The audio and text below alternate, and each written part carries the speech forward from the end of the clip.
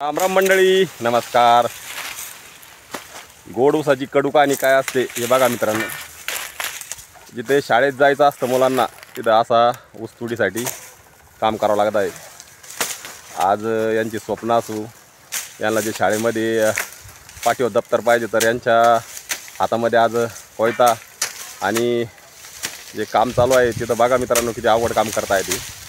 एवढं सोपं नाही आहे, परंतु आपल्या जे आईवडिलांची जी जिम्मेदारी असते ती कुठंतरी कमी व्हा म्हणून आज हे आपल्या आईवडिलांना मदतीसाठी आलेलं आहे मित्रांनो. एवढं सोपं नाही आहे मित्रांनो हे, कारण की चांगल्या चांगल्या माणसांना हे काम जमायला अवघड असतं, परंतु हे मुलं अगदी व्यवस्थित हे काम करत आहेत. हे बघा मित्रांनो असे मुळे बांधत आहेत बघा. हे बघा मित्रांनो, हात करा यांना वर. हे बघा चालतं मित्रांनो.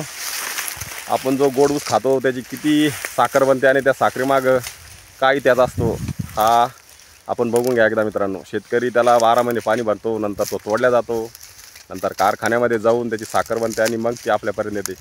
परंतु त्यामागं जे कष्ट असतात हे असे लहान लहान मुलांचे सुद्धा कष्ट असतात. त्यामुळं यांचा सन्मान करा, यांना आपुलकी द्या. आमचं मित्रांनो धन्यवाद.